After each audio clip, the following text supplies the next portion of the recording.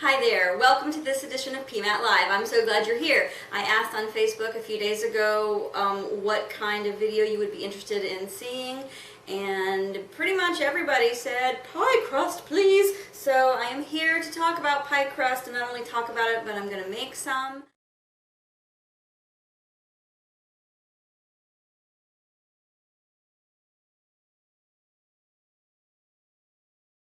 Okay, so it has been, I'm going to say, about 40 minutes since I rolled out the crust. I have a pie pan here. You want to make sure that your crust, of course, is big enough to fit in one fell swoop without having to do a lot of patching. Now, if you do have to do patching, it is not the end of the world. Sometimes that happens, and it is no big deal. So, all right, let me grab the dough. Okay, so the crust has rested.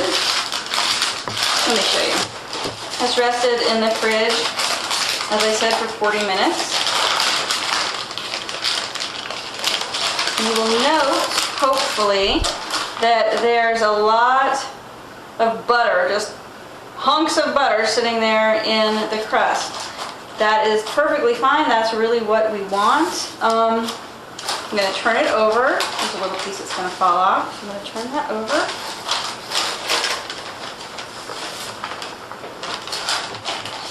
And then peel off the other piece real gently.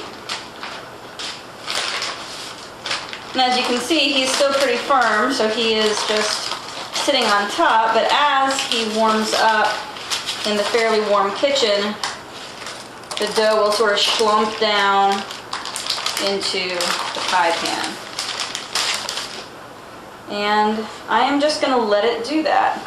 As the dough becomes more pliable, you'll be able to slowly work it down in. Again, no stretching. I'm actually picking up the edges and pushing them in as opposed to pulling them out. Remember, I'm not going to bake right after I put this guy in the pan. He's going to go in the freezer. So I want the shell as strong as possible before I put it in the hot oven, where it becomes really, really delicate, of course, as the butter melts before everything sets up. So maybe more than any other pastry, we let the properties of the ingredients at different temperatures work for us. Now, if you notice my nails, they're fairly short because you don't want to be poking your nails into your crust. And also, this is a big pet peeve of mine. Notice I'm not wearing nail polish. I think that whenever you work with food, you should not wear nail polish. You should have clean, short, natural nails. Alright, we're getting there now. Just lift and put it in. If it folds a little bit, it's not a big deal. You can just press it together. This whole process so far has taken about 5 minutes. It'll take less time if you take your pie crust out of the refrigerator a little bit earlier than I did. Alright, now it's in. I'm taking my finger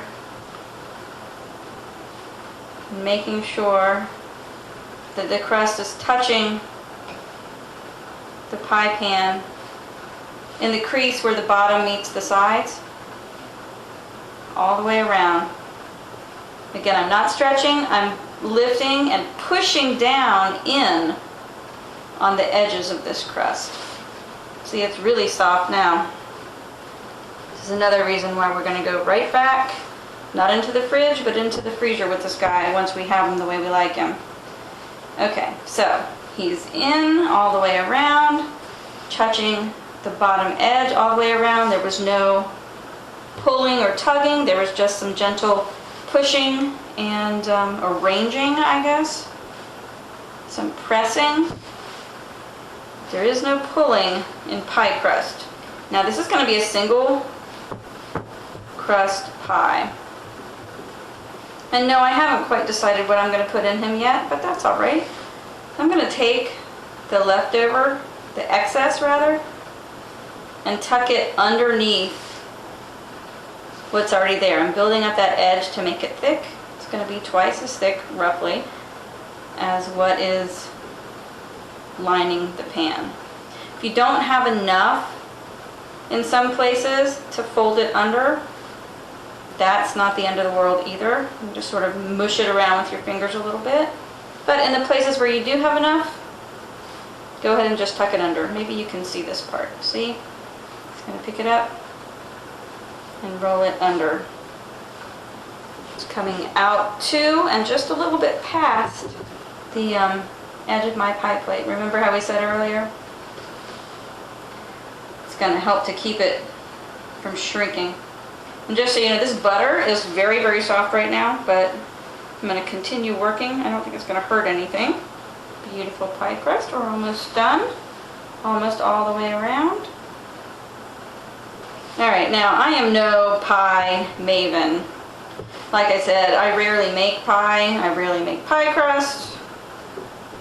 But here we are. So, let me just grab a fork. Grab a little flour actually. Put it on my parchment. And then just go right around the edge.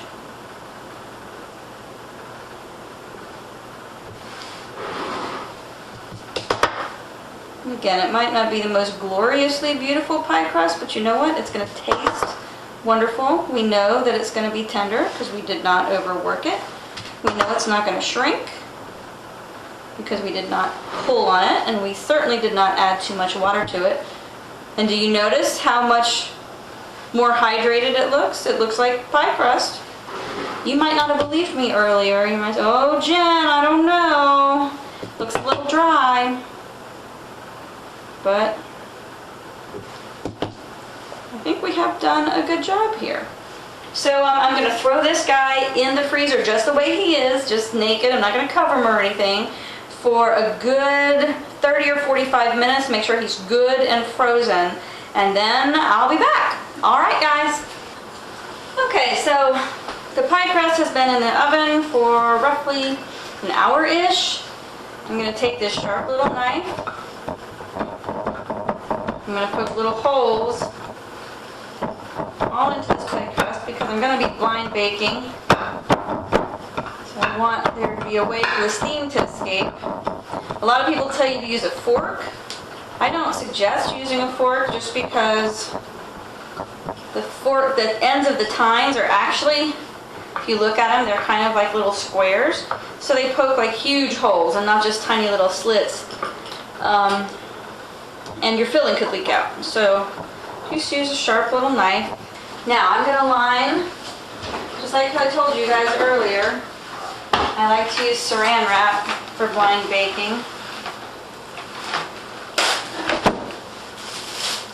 I'm going to put in one piece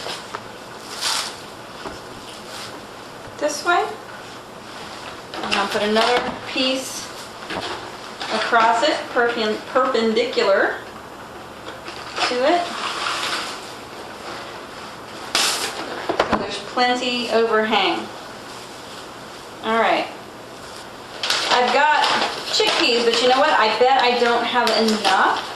So I'm going to show you guys a thing that you can do if you do not have enough. Say I have this many, which is not going to fill that all the way up. I've got these little ramekins. They're going to hold down the center. And these can fill around them. You can do the same thing with, empty soup cans or whatever kind of ramekins you have lying around. And that way you don't have to use a billion chickpeas. Okay, I'm going to just take the plastic wrap, kind of gather it real loosely up around everybody, and toss this guy into the oven. Okay, so the pie's in the oven. It'll be in there for probably 20 minutes or so. Then I'll take the pie weights out. I will brush at least the bottom, if not the whole shebang, with some egg wash. That'll serve as kind of like an extra barrier, if you will, between the filling, whatever it's going to be, and the crust to keep it from getting soggy. And then I'll continue baking it. And I still haven't decided what I'm going to put in it. If it's a baked filling, like say fruit or, oh, I don't know, some kind of a custard pie or something, I'll just par bake it. I'll take it out when it's still, you know, when it's dry and set and a little color is set in, but it's certainly not all the way baked. Fill it and then continue to bake the filling and the crust together. If I choose to go with a filling that does not need any further cooking, something like a, I don't know, banana cream pie, you know, throw some pastry cream in it or something like that, I'll make sure to bake it all the way through. Anyway, that pretty much takes care of that. I will let you guys know what kind of pie I come up with when I come up with it. I hope this was helpful. I hope I answered all of your questions. If you have any more, please put them down in the comments underneath. I'd love to hear from you. If you found this helpful, I'd like to hear that as well. And I will be seeing you again. Just let me know what you'd like to see. And I'm happy to make these videos. I have a good time with them, and I hope you enjoyed it. And thank you very much for watching. Have a great day. Bye-bye, guys.